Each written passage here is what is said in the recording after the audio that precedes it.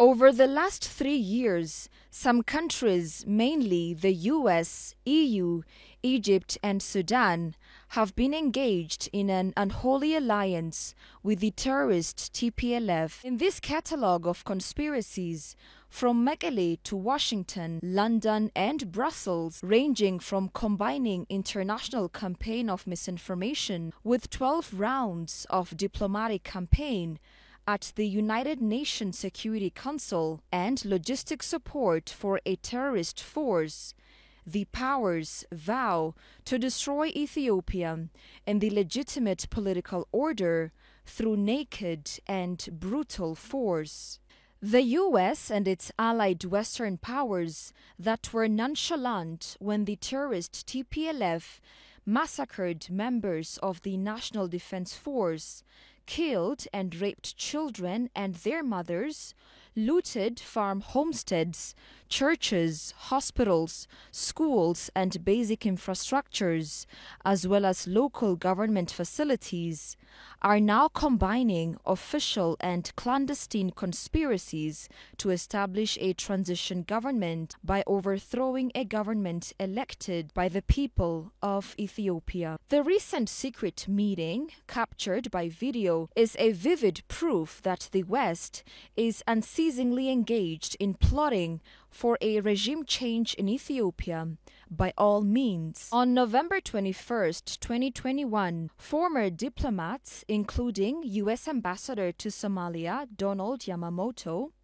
Vicky Huddleston, former U.S. Chargé d'Affaires ad interim to Ethiopia, U.S. Deputy Assistant Secretary of Defense for African Affairs and U.S. Assistant Secretary of State for Africa, Stefan Gompertz, retired French diplomat, former EU Ambassador to Ethiopia Tim Clark, Dr. Eleni Gebremedhin, UNDP Chief Innovation Officer in Africa, and former Ethiopian Ambassador and representative of the terrorist TPLF group Berhane Gebrekristos, conducted an online conference to deliberate on the terrorist TPLF-triggered crisis in Ethiopia.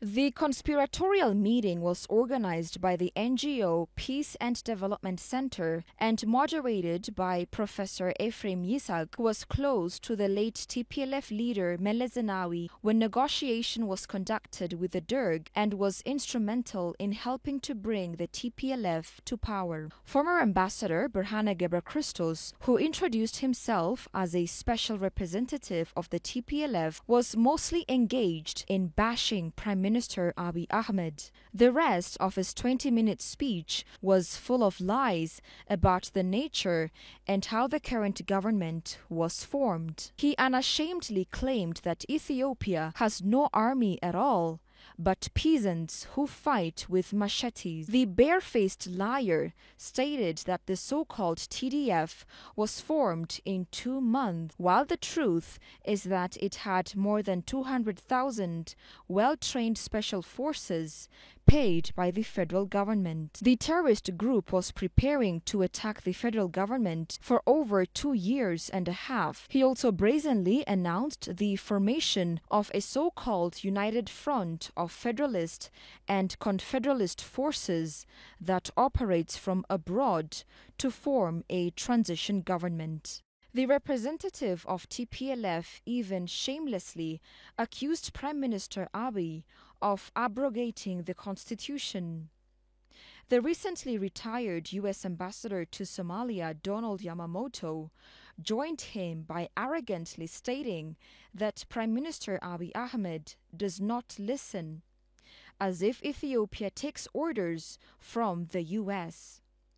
The ambassador with neo-colonial mentality further discredits the AU Special Envoy for Africa on his efforts for mediation. Abiy is not listening. He is not listening at all right now.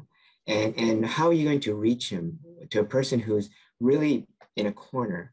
And Obasanjo has not been extraordinarily helpful or very active. Moreover, Vicky Huddleston, former U.S. Chargé d'Affaires ad interim to Ethiopia, sided with Berhane Gebrekristos, incidentally referred to as the guest of honor.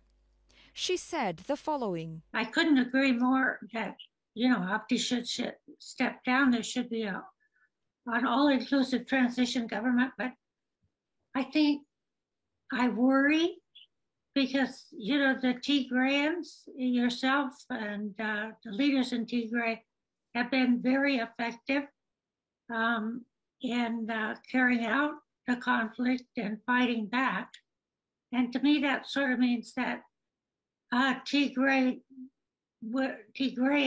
will be in charge of a new government. So, on November 21st, participants of the Zoom meeting discussed what amounted to green light to a coup to overthrow the country's democratically elected government. Professor Ephraim Yitzhak, who was chairing the meeting, wasted no time to praise Berhane Gebrekristos, who they said was a special representative. He was followed by Tim Clark, former EU ambassador to Ethiopia, who also praised Berhane. He said the following: "It's a huge honor and privilege to see you, Ambassador Berhane. You haven't changed at all. I'm really impressed to how you've kept your youthful appearance and as articulate and as convincing as ever, I have to say." Dr. Eleni Gebremedhin, who was promoted by the Ethiopian government in the past to key managerial positions, was the last speaker on the video, acknowledging the formation of the so-called transition government and adding that the entire social fabric in the country is destroyed. Ethiopia has gone back 30 to 40 years. Ambassador Berhane, you spoke of, going back to the Stone Age. So one of the things post-transition or part of transition is the reconstruction, the economic reconstruction of Ethiopia, and some form of a Marshall Plan. So my question to you, Ambassador Berhane, is obviously there are many other pieces that you're focused on, but to what extent has there been some kind of an estimation of the extent of the Marshall Plan that would be required to bring Ethiopia back to even where we were 3 years ago? So that's my first question. The second one is, alongside that, beyond the political arrangement of the transitional arrangement and prior to that, the provisional administration that you described, what, in your view, would be also a plan for the social reconstruction, the fabric that has been completely torn apart? This assertion is totally false because the entire people of Ethiopia are now united more than ever in effectively repulsing the aggression perpetrated by the terrorist TPLF. President of Ethiopian American Civic Council, EACC, Yosef Tafari, who saw the leaked video, said, "It is an indisputable confirmation that Western powers and the terrorist TPLF are on the same page to destroy Ethiopia." In an exclusive interview with the Ethiopian news agency, Yosef said the leaked video is aimed at pushing the agenda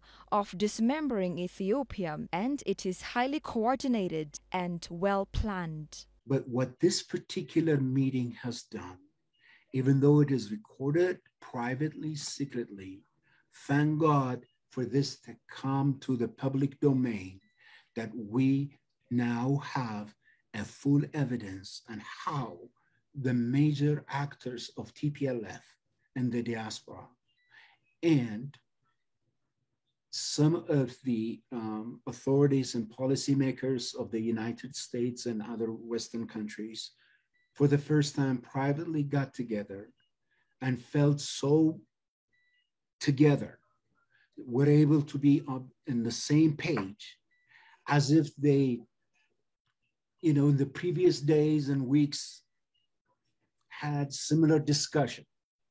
And this was just a continuation of what they stopped talking about a week ago or a few days ago, and they picked it up just now to finish it. The genealogy of intensifying unhelpful pressure against Ethiopia has evolved from the time last year when the Northern Command of the National Defense Force was attacked, and it has a similar track record. The president of Ethiopian American Civic Council stated that the 9-people meeting, which was plotting to overthrow the democratically elected government, is a continuation of the joint anti-Ethiopian narrative of the Western powers and TPLF. They were on the same page. Their analysis, their chronology, and the way that they talked about how the war has progressed and to where it is now, they were in total agreement with it. And we finally got that evidence of the work that they have done, which we have witnessed for almost a year now, we've got a solid evidence, in fact, how this is unfolding right before our eyes. According to Yosef, the video is an evidence of the work that they have done and Ethiopians witnessed for almost a year. Although this new leaked video is a remarkable evidence and confirmation that has fallen into the hands of Ethiopians, government, and friends of Ethiopia, it did not yield anything new. It did not prove anything that we didn't know, what we didn't suspect. It just confirmed it, and for that we are very grateful, the president said. We have seen the genealogy and the way it has evolved from the time last year when the Ethiopian Defense Forces, the Northern Command was attacked, that the narrative has been similar. There is enough track record, and we follow their footsteps to understand this is a highly coordinated. It is well coordinated, well planned between Western powers and TPLF. It is indeed unfortunate that the West and terrorist TPLF have been conspiring to override the will of the Ethiopian people who elected their leaders back in June this year. By many estimates, it was a democratic election. Delegitimizing the vote of the majority in the election, the conspirators are ineffectively plotting to overthrow the legitimate government through a coup d'etat. The whole scenario in the series of such meetings is meant to reinstate terrorist TPLF, which represents the most repressive regime that trampled with the democratic and human rights of Ethiopians during its 27 years rule. But the people of Ethiopia will never allow this group to be reinstated.